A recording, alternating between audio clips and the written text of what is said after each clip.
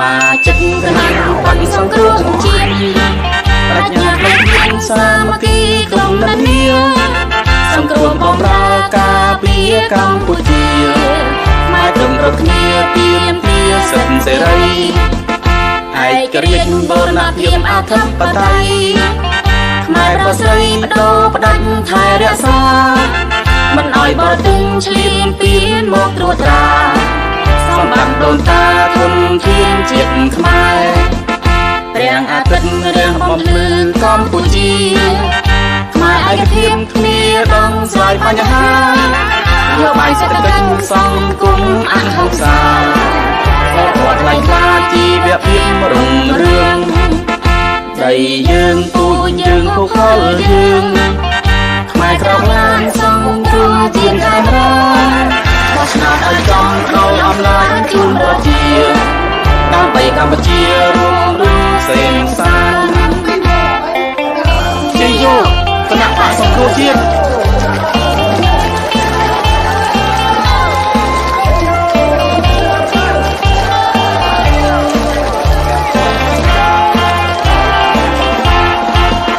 มาจิตกำลังปันสงครามจีนปรัชญาไม่เพียนสามัคคีกลมนันเนียสงครามบอมรากาเปียกัมพูชีมาตรงรบเนียเพียมเพียสันเสรีไอ้กระเรียนโบราณเพียมอาทัพปไตยมาประเสริฐโดประดันไทยรักษามันอ้อยบ่ตึงเฉลียนเปลี่ยนหมกตรวจตราสมบัติโดนตาทนเทียนเจียนขมายเรียงอาทิตย์เรียงบอมพลือกัมพูชีมาไอ้กระเทียมเมียต้องสายปัญหานโยบายเศรษฐกิจสังคมอันหงสาสอดปลอดไร้คลาจีเบียบเพียมรุ่งเรืองได้ยืนปูยืนผู้คอยยืนขมายกรองลานสังคมจีนไทยรักเพราะฉะนั้นไอ้จำประดอยอำนาจจุนประจีตามไปกัมพูชีรวมรู้เส้นสาย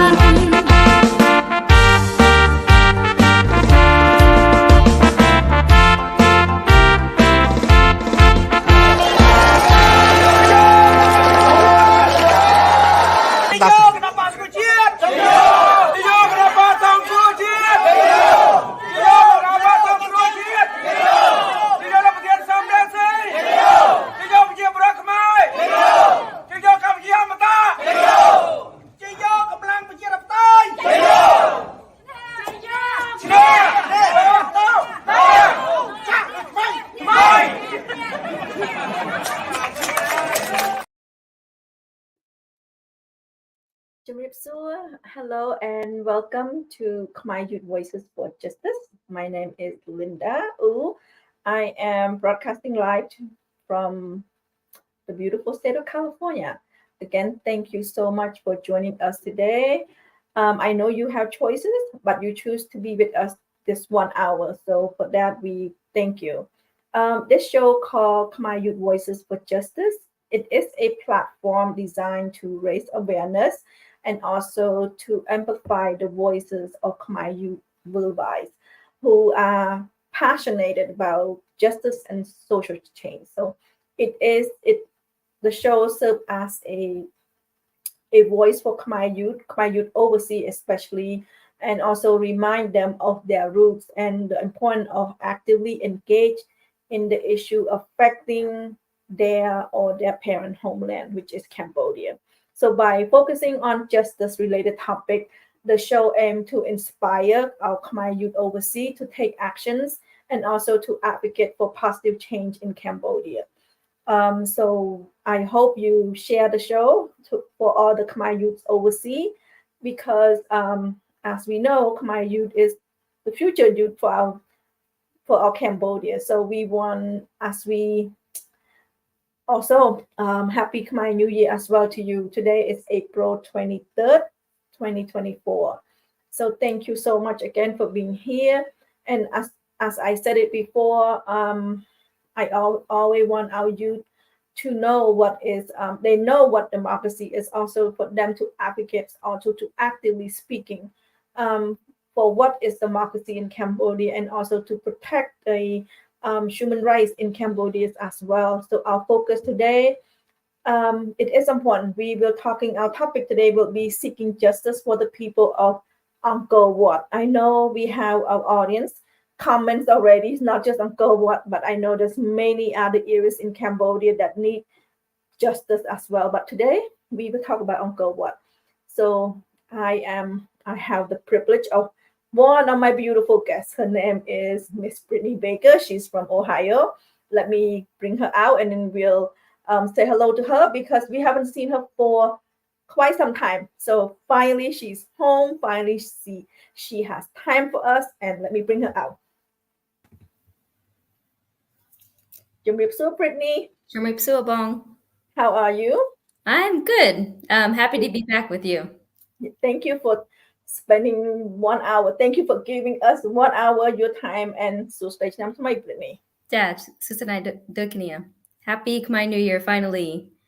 Finally, yes. Yeah. Anything fun in Ohio? Well, the usual celebrations at the temple coming up started last week and then some more this weekend, of course. So yeah, and then just usual busyness working here. How about your way in California? Oh yes, we we are busy with temples. Finally, I guess my temple is done with the New Year celebrations, but other temples in California is still going on. So a whole month of celebrations, unlike in Cambodia where the celebration can only last, well, not can, it's usually lasts for 3 or 4 days.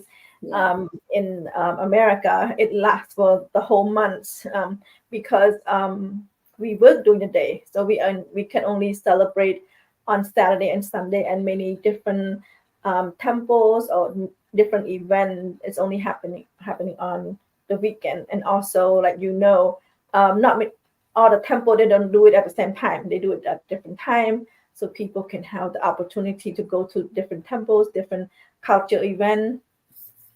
So yes, finally have time to relax. Yeah, good. You deserve it. You work hard. So do you. So how the weather in Ohio?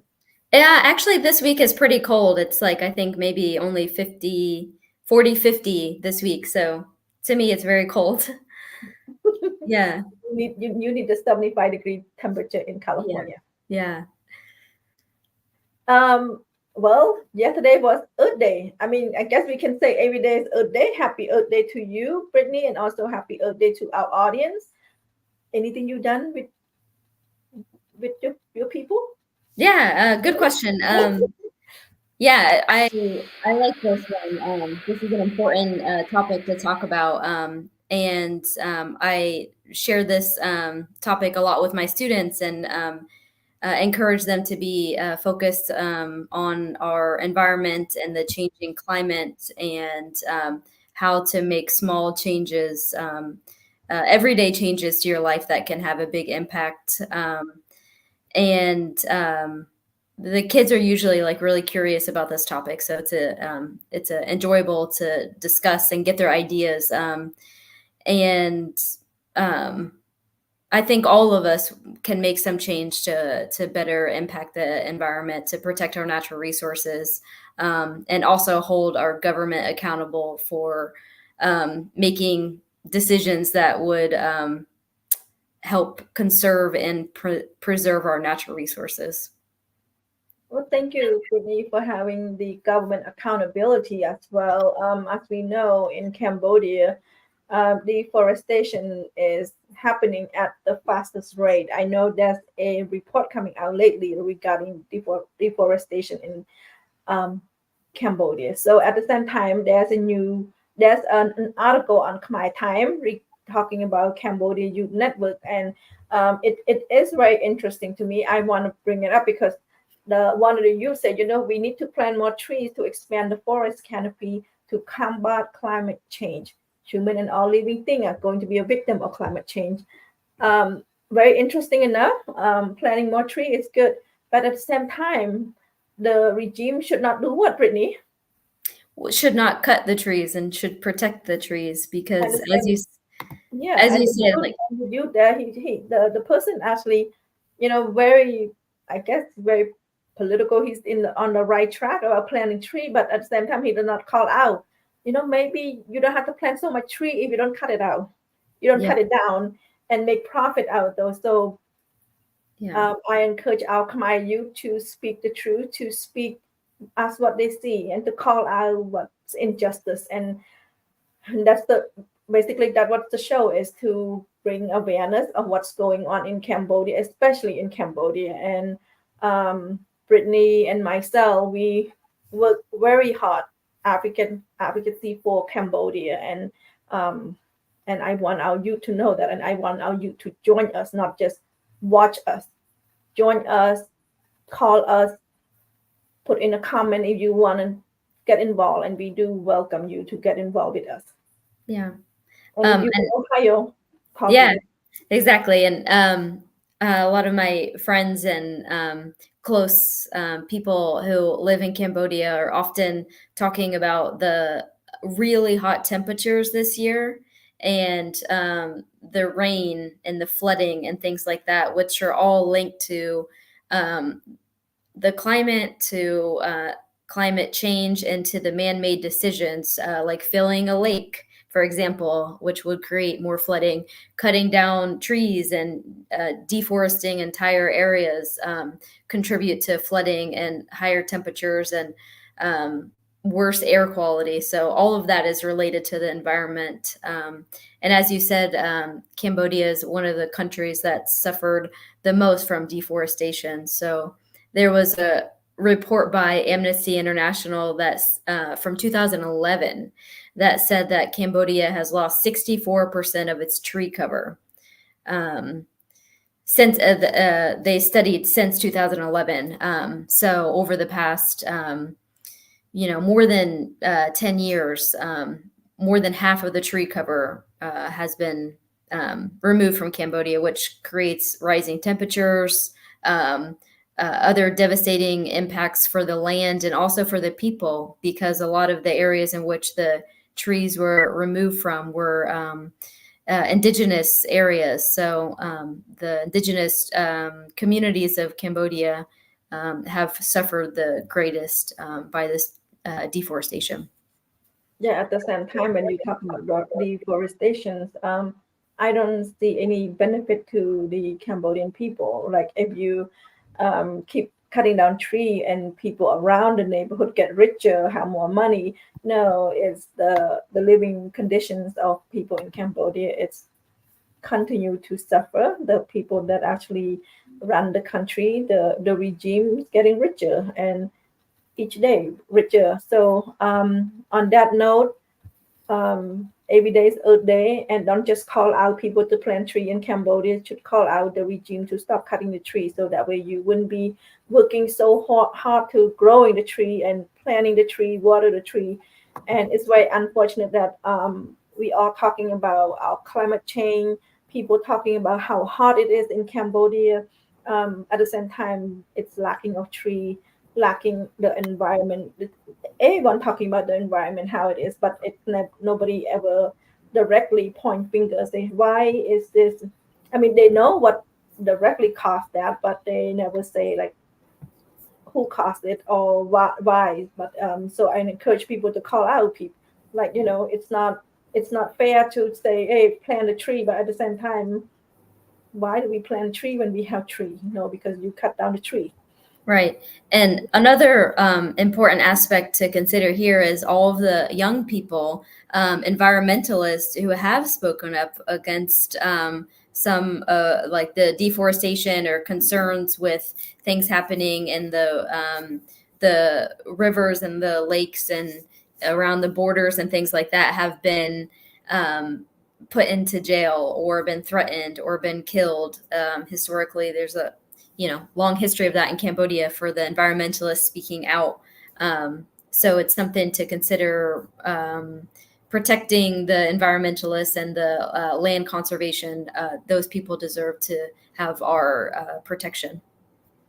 Thank you, Brittany. And in different countries beside Cambodia, those people got, pray for what they do for the environment, what they've been doing. But unfortunately, in Cambodia, it's been shut down. It's been harassed, and many cases, many of those youth, Khmer youth that care and concern about the environment have been in jail, and just for pointing out the obvious, the thing that we can see on Facebook. So, in that note, we should, support them. So, what are we talking about today, Brittany? What do you want to talk about today?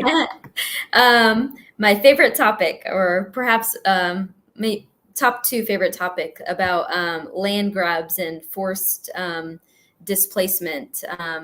Something that we've talked about many times, but we will continue to talk about it because it continues to happen and it deserves the attention and international focus too. Talking about attentions, then we're talking about seeking justice for the people of Angkor Wat. There is petitions. I would like everyone to help sign. The petition is on Khmer Movement for Democracy. I'm going to share with you. And I also want everyone, if you have not signed it, if you have not shared, have not helped done anything, please head to this website. It's called Khmer Movement for Democracy.org. Do you see my thing? Let me see.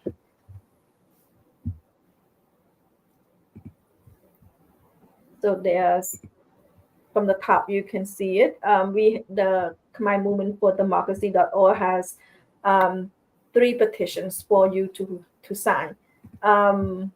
Let's talk about our topic for today. So please sign these petitions. It seek justice for people of Angkor Wat. So what we're talking about is forced evictions for the people that living in Angkor Wat in areas for generation. So what you do, you come to this website, you say, click here to sign the petitions. So now you come to this. So all you do is sign your first name, last name, email, and if you don't want to share, you unclick it and you sign the petition. So it is so simple. It is at change.org. Tied to actually to change.org as well. So please sign the petitions. Let me put a link on our note as well. So please, it's so easy. Just look at one of our youth show up. It's so easy to sign. So please sign the petition. And it is at Khmer Movement for Democracy.org. I didn't actually show how to get to Khmer Movement for Democracy. I want to, because many people have asked me, how do I get to the petitions when I'm at the website? So this is the website. So you go all the way to your right-hand side, and it's see how you say it, see, campaign. So you click on campaign, and you have all 3 petitions that we are asking you to sign. We are seeking your support to sign. Our topic is Angkor Wat, so we want you to sign this petition today. So please, if you have not signed the petition, please sign the petition. Please share the petition. Please teach people how to sign that. I know in our community, many older people, they don't know how to sign this. Please show them. Please help them. Like I said, first name, last name, email, and that's it. So this petition needs your help. Please sign the petition. This petition is, we are sending this to Amnesty International Australia. We are sending to the President of France, and also we are sending to UNESCO. And we want, what do we want? We want the people to move back. We want the regime to stop forced evictions in Angkor Wat. Let's talk about the topic a little bit, Brittany. What's going on in Angkor Wat? Have you been to Angkor Wat, Brittany? I have. I was just there again a couple of years ago, and it's what many people know about Cambodia. It's what people are very prideful of, and rightfully so. It's an impressive temple compound, very sacred place for many Cambodians, and sort of like a pilgrimage for many people in Southeast Asia and the world. It's a huge tourist site. The tourist money should trickle into that area. It doesn't always, and that's what we'll talk about tonight. But it's amazing place, very magical and impressive that it was built by the people of Cambodia without, the equipment and things like that. Now, after learning this from many news report, that the massive eviction at UNESCO World Heritage Site, which is the Angkor Wat, and 10,000 family reported affected. The UNESCO interviewed more than 100 people, show that Cambodian authority used threat to force people off their land. How do you feel after hearing all that? The place is very beautiful. The place is very moving. It's very magical. And then at the same time, you're thinking like, oh, there's people around generation and generation that live there on this land are being forced, being evicted. Right. And these are all how a foreigner called them squatter. Yeah. Yeah, that's so frustrating. The people that are being evicted, many of them have lived there for decades and decades and multiple generations. And they don't have land rights, as many people in Cambodia don't have land rights. They were waiting for their the plot of land to be recognized as their family land. They deserve that. I know before the election in 2017, 2018, the government promised a lot of people the documents so they can protect their land and the land be recognized as that individuals, but the people living there were never afforded that right. And the authorities are acting like the evictions are voluntary. But Amnesty and other organizations, civil rights organizations, civil society organizations within Cambodia are contesting that, that these are truly forced evictions. I have a short video. We will watch a little bit in case our audience have not heard about it, but I am sure our audience and also our youth know about this. So I want to show a video from Amnesty International, and also the reason why we brought it up, because there's a book out that from I call this the mouthpiece of the regime, mouthpiece, talking about and calling these people squatter. The issue with that is the history of Cambodia is up to 1979, 1980, people are out of the Khmer rule, and many people are moving from the countryside to the capital, to anywhere they move, and wherever they find place to live, they live. So basically, when you call somebody a squatter, you would call the whole Cambodia squatter, because nobody is having a particular, nobody live in the location they live in, the house that they used to live in before the war. So apparently this foreigner not only called these people in Angkor as a squatter, this word also should call the prime minister or the regime a squatter as well, because I'm sure he does not live in the house that he live in right now before the Khmer rule era. So let's show some short site from YouTube. Cambodia's Angkor Temple complex is a UNESCO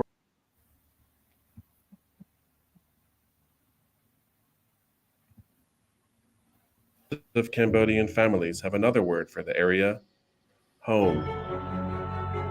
People who have lived here for their entire lives are being kicked out in the name of conservation.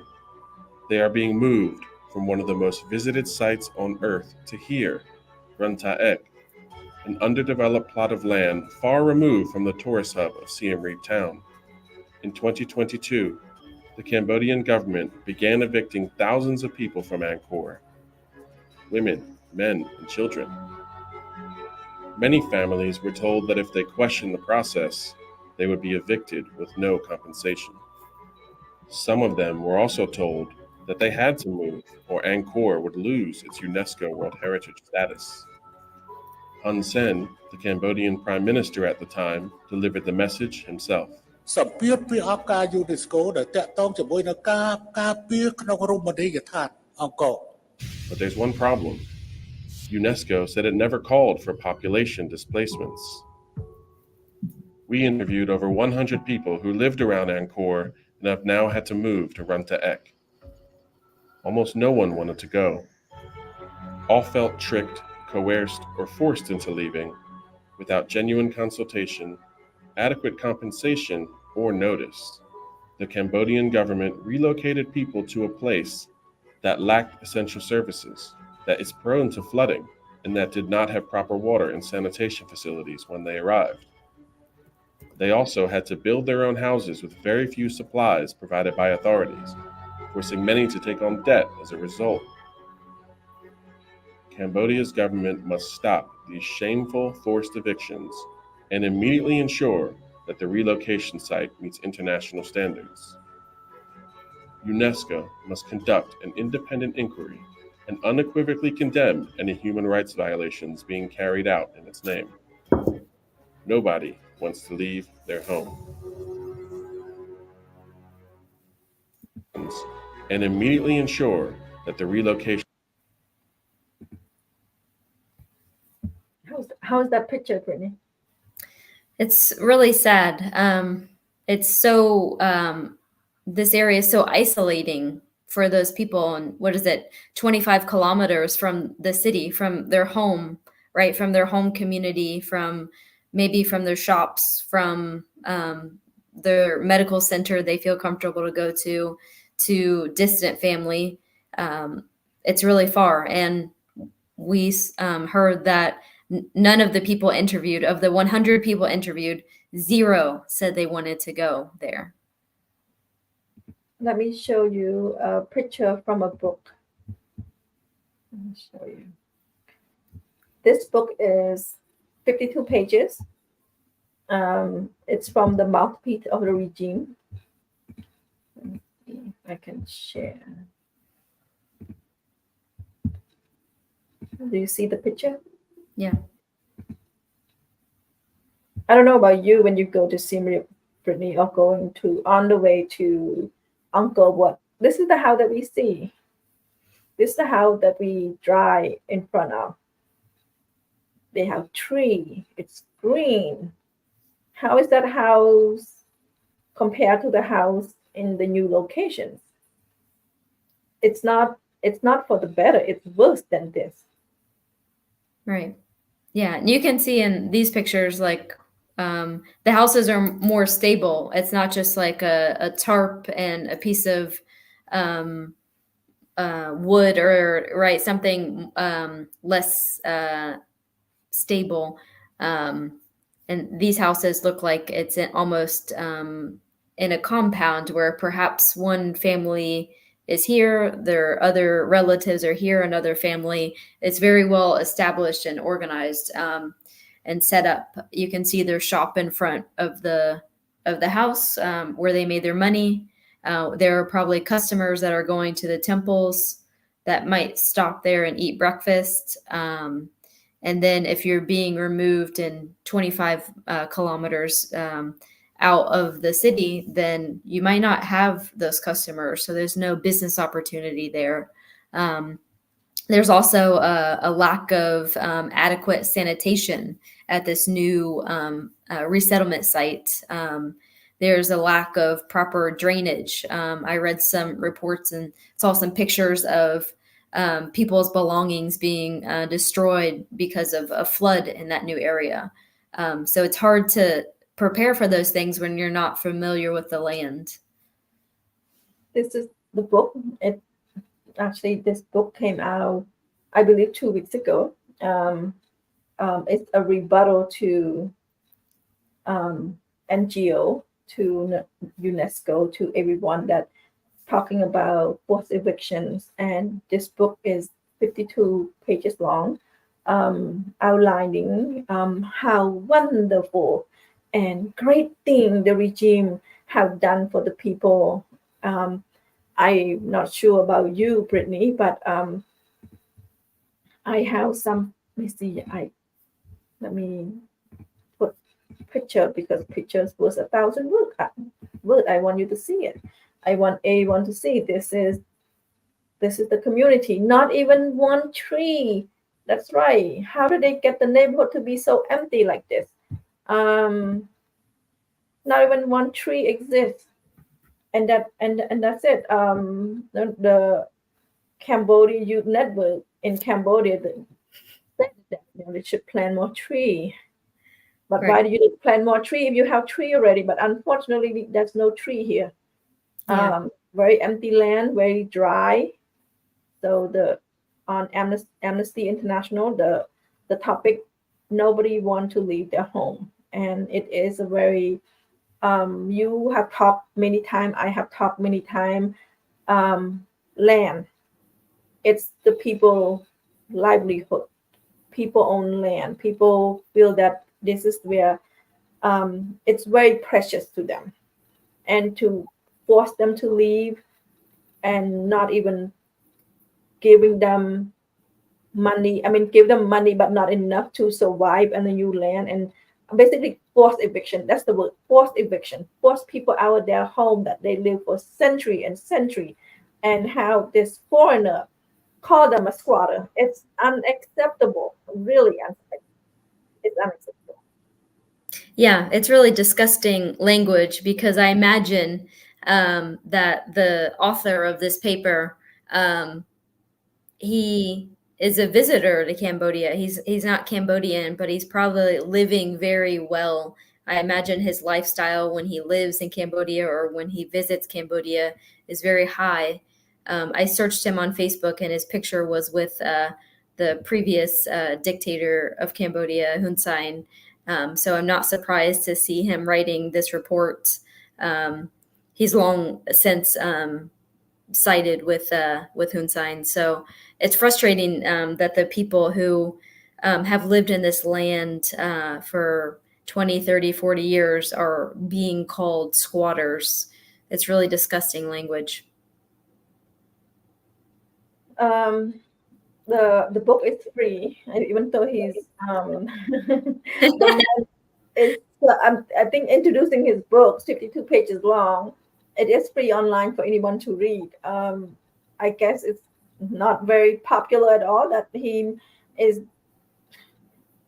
don't even make money saying this stuff. So how did he have money to publish this book, put all this stuff together and say how wonderful it is, this new community? Basically, the 52 pages summarize how the regime taking care of their people, giving them land. Oh, talking about giving them land, Brittany. When the last time you hear the regime give people land?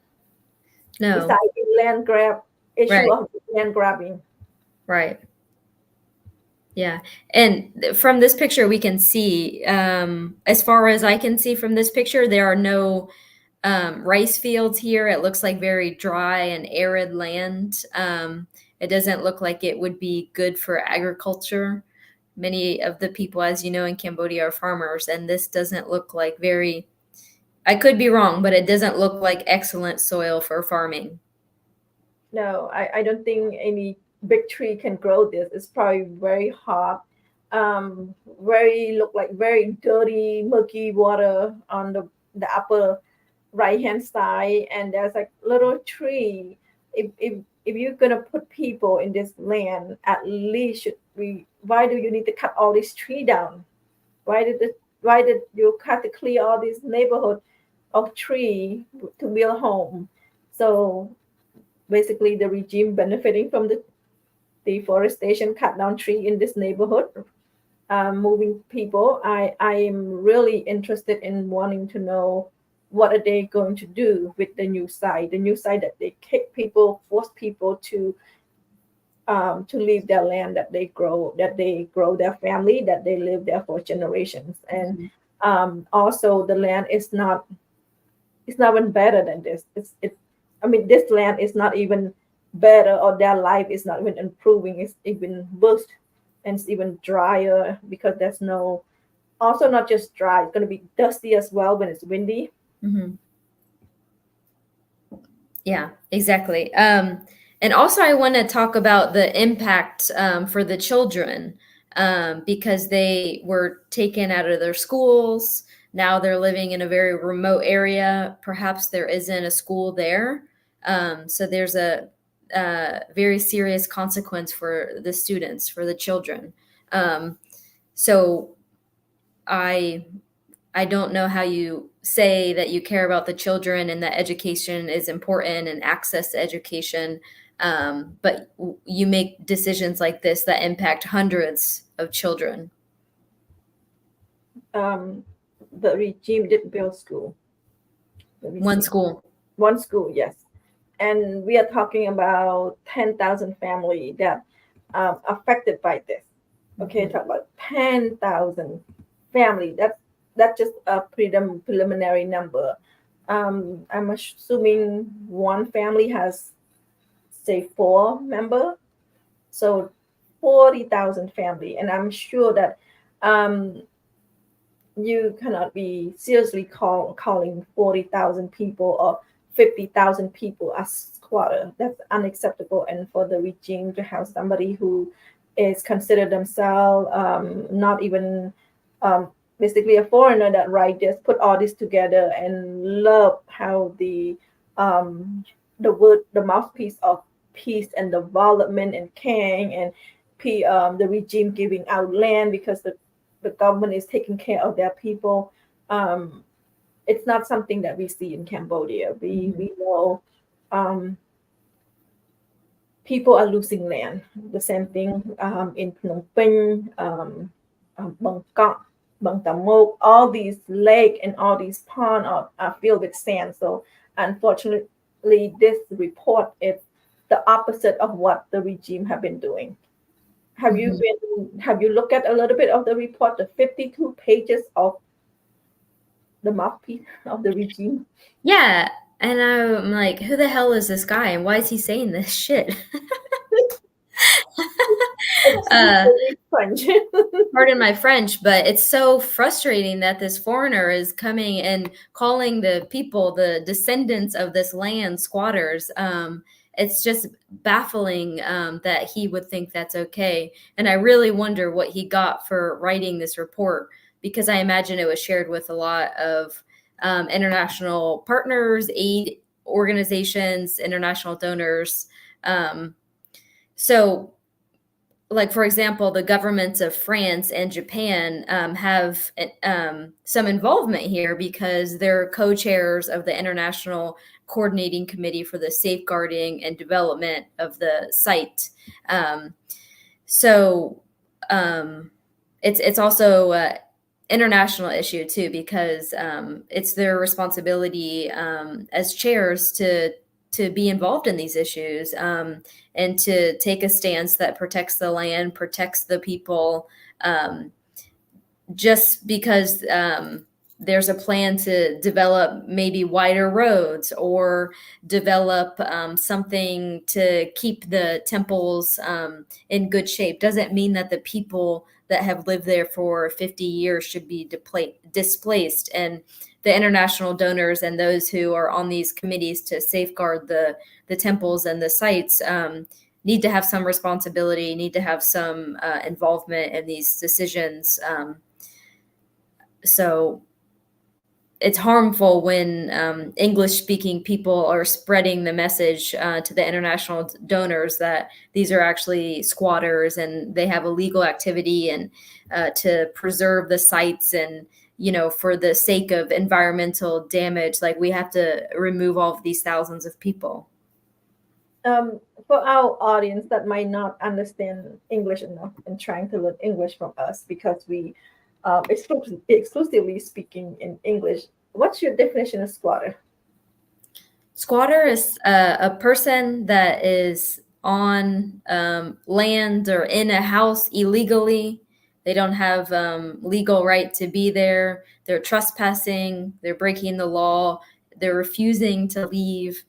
They're occupying that space that they shouldn't be in. And if someone was there for like up to Khmer Rule, 1979, 1980, that's no longer, it's been like you said, 40 years, 50 years, that's no longer a squatter. That's a community. They build a community that they raise their family in. So for us, for Brittany and I, when we hear squatter, we think, oh, our blood pressure go up. Yeah, because the houses that I lived in Cambodia, none of those families had the documents for the land. None of them. They don't have the legal rights technically, but it's assumed that they do because their family has been on this land for decades at this point. So it's their land. No one in their right mind would question that. Yes. And after peace and development for over almost 50 years, people still have land issue. People still do not get the rights to their land, do not have a proper land, as land permit. What do we call this? Land right, land title, basically. Land title, that's the word, yeah. land title.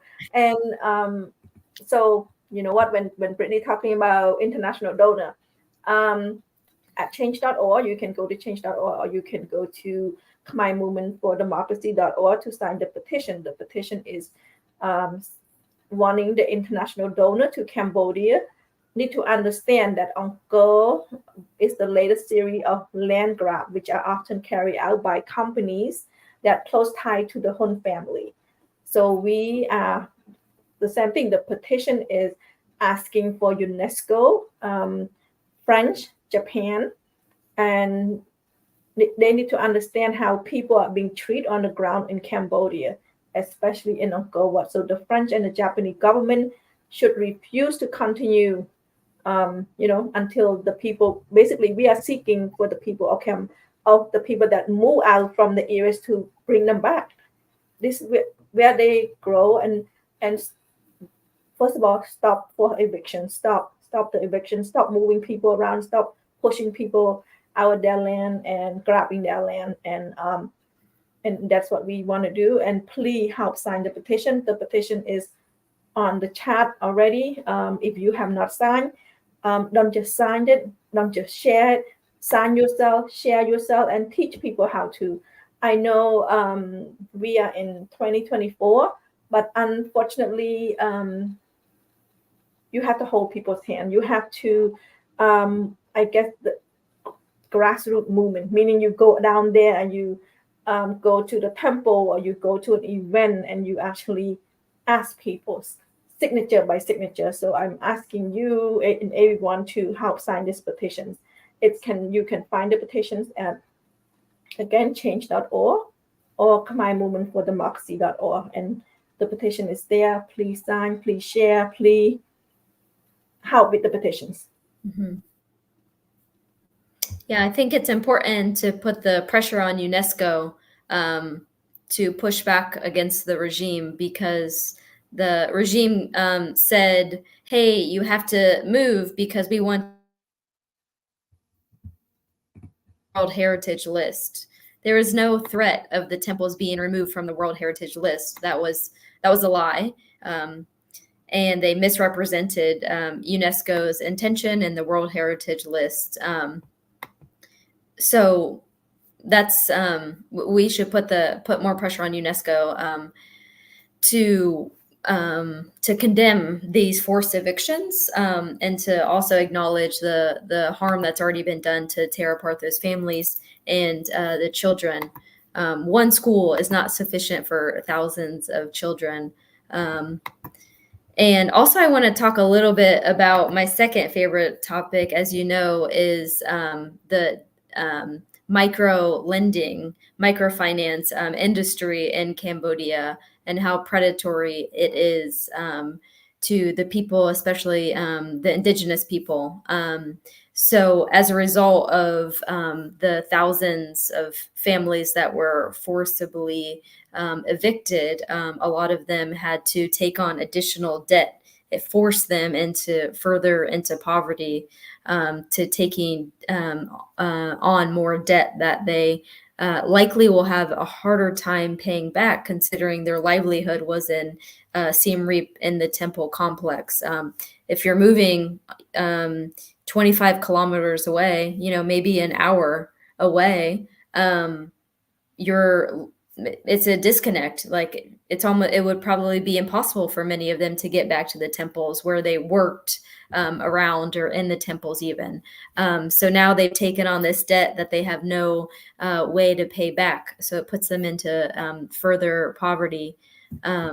And also a lot of the residents, as I read, had to pawn a lot of their belongings. So they essentially sold their belongings because there wasn't enough money. They lost their livelihood. A lot of them relied on the temples, the tourist traffic working within the temple complex, and farming around the temples.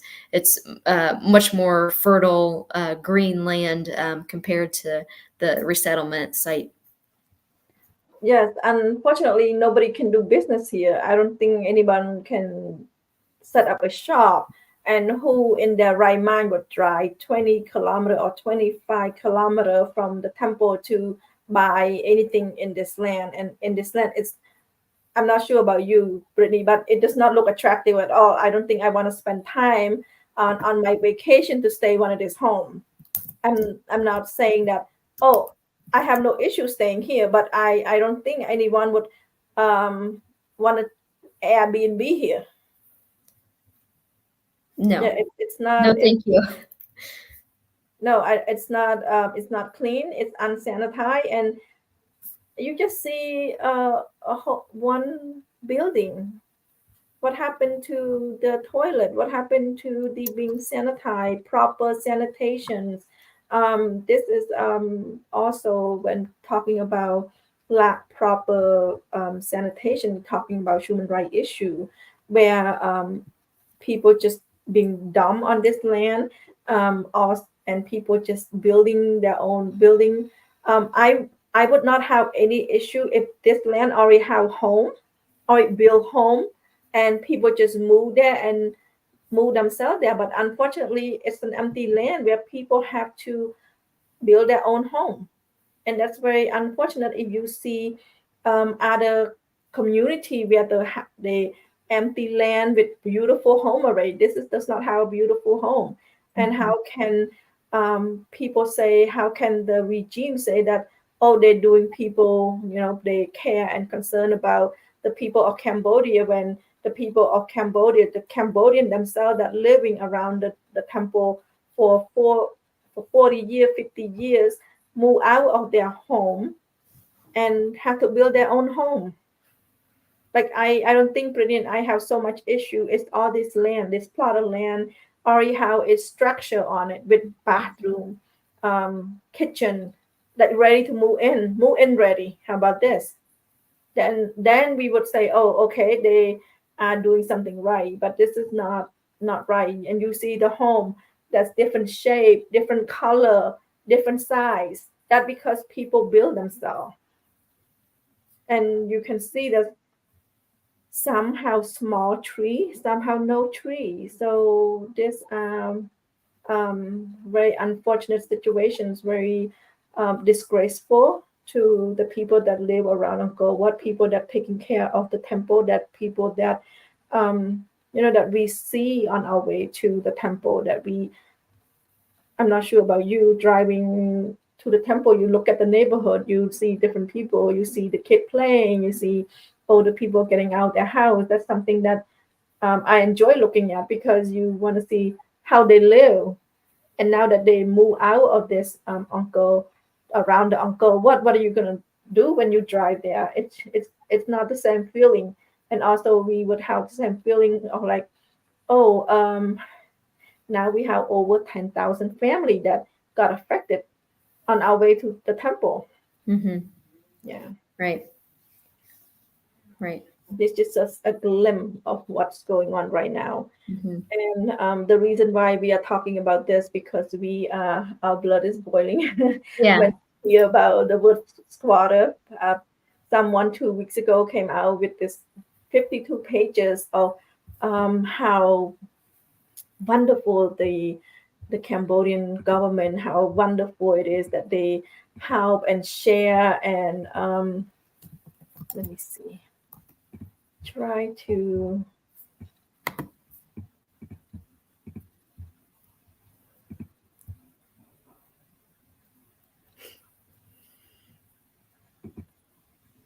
you can see the title. Yes. So this is 52 pages. You can actually read this online. It's free. I don't know how he can have money to publish this, to do research on this, and not benefit anything from the regime. It's hard to believe. It's hard, and also it's hard to swallow as well, for the Cambodian people, the living around Angkor, what being called squatter. And we all know that after 1979, 1980, people moving out of the countryside go everywhere. So they land where they want to stay.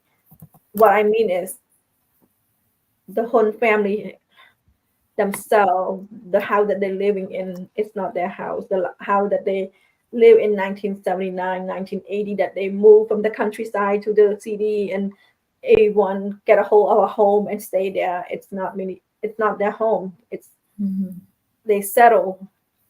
It is, and to call the people that are around and go what as a squatter is a disrespectful, really disrespectful. And for the regime to support that kind of title, it's unacceptable.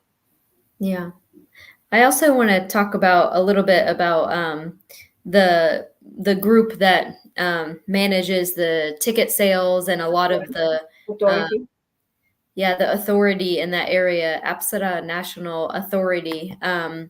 It's funny because when I visited the temples and talked to people in Siem Reap about the ticket price going way up a couple of years ago, a lot of people had things to say about this group, Apsara, and questioned where the profits from the sales of the ticket were going, because I mean, there are sometimes, there are thousands of foreigners there every day. And I think the cost now is like $60. It's quite a bit of money. So there's a lot of questions about what's the national authority doing with these proceeds. And even before the evictions, like the communities around Siem Reap were very poor. I had an American friend that lived really close to the temples, and his the home that he lived in with the Khmer family didn't have electricity. And this is next to one of the richest areas, natural resource areas, most beautiful areas, historic, World Heritage sites, and the people around the temples didn't have electricity. So it begs the question about what the national authority has been doing with the proceeds for many years, and the long history they have with bringing lawsuits against the villagers of the area and obstructing development. The villagers like wanting to build a small structure on their land, and the national authority not allowing them to develop a small structure. So this has been happening for years, but the evictions that have been happening the last year and a half have been even more than I thought would happen. Yeah, I forgot, Brittany, that you have to pay a full price for the ticket. Yeah, I know. Unfortunately, Even though you speak Khmer better than most people, you do need to pay those ticket price. Well, thank you for bringing that awareness. Yes, Apsara Authority, where's the money go? So, and also, I am really wanting to know what happened to the land that they evict people. The regime grabbed those land. What are they going to do? Are they going to do water park around it? So only time will tell. And unfortunately, for us, we come to the end of our show. But I want people, I cannot stress enough, please go to change.org or Khmer Movement for Democracy to sign the petitions. The easier would be go to Khmer Movement for Democracy. I'm going to share the link again. So please go to when you go to the top, go to the very top hand side, campaign, click on campaign, and you have 3 petitions. The petition that we're talking about today is please sign the petition, seek justice for people in Angkor Wat. That petition is in the middle, but when you hear already, please sign all 3 petitions, urging Congress to pass the Cambodia Democracy Act. So please sign this as well. This is regarding Congress, so we are talking about the same thing, first name, last name, zip code, email. So please sign the petitions. The Cambodia Democracy and Human Rights Act, and this is we talking about HR 4659. So please, the simple thing is to sign that petitions versus you spending time calling your Congress. But if you going to call your Congress, please do if you have time. But if you don't, please sign the petitions. We want you to come to this website, come to Khmer Movement for Democracy.org, sign all 3. Urge Congress to pass the Cambodia Democracy Act. Please sign. First name, last name, email, zip code, sign. And sign the Seek Justice for People of Angkor Wat. We talked extensively for 56 minutes already. So please go sign the petitions. And the last one, let me see the last one on it. It's been, this was ending impunity for justice in Cambodia. So this is regarding state-backed killing. So I know many of our people have signed these petitions, but I think it's been 4 years. And what we do with that information when people signed it, I think over 112,000 people signed that petitions, mostly people from Cambodia. So we are seeking justice. People in Cambodia are seeking justice because the real perpetrator in Cambodia can never be found, because it's the killing is back state. It's called state-backed killing because that's the state-backed killing means the regime is involved and you never find the true perpetrator. So please sign the petitions as well. So all these 3 petitions are so simple. Like I said, again, very, very simple. First name, last name, email, zip code, and you sign that. I cannot stress how easy it is, and I cannot stress and beg, please sign, please share, please teach people as well. So any last word on petitions, Brittany? Yes, thank you for sharing those. And please, everyone, take a minute to sign those petitions and share. And also continue to put pressure on UNESCO to, in other ways, tag them in things, hashtag UNESCO. They have a responsibility here. And they need to be involved in this. And also the governments that we mentioned to have a responsibility. And also let's keep an eye on the environmentalists, the young environmentalists, especially, who are putting their life on the line by talking about these issues. And they continue to be jailed and threatened for standing up to illegal logging, border issues, other climate issues. So let's continue to support them too.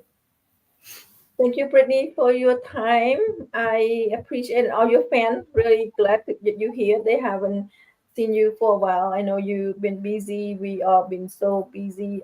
So thank you so much for being here. Of course.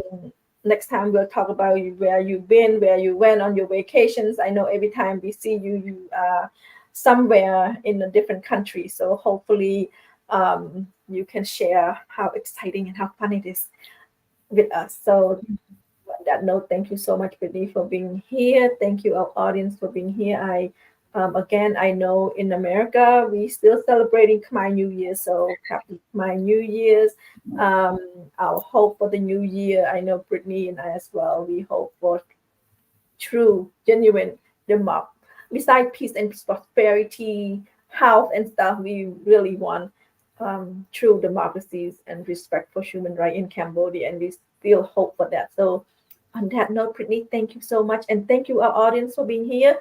see you next Tuesday. I don't know who's going to be here next Tuesday, but I'll be here. We'll be So, here. Yeah. yeah, so stay tuned. If you would like, or anyone would like, for me to talk about anything at all, put in your chat. And also, if you want to be my guest, let me know as well.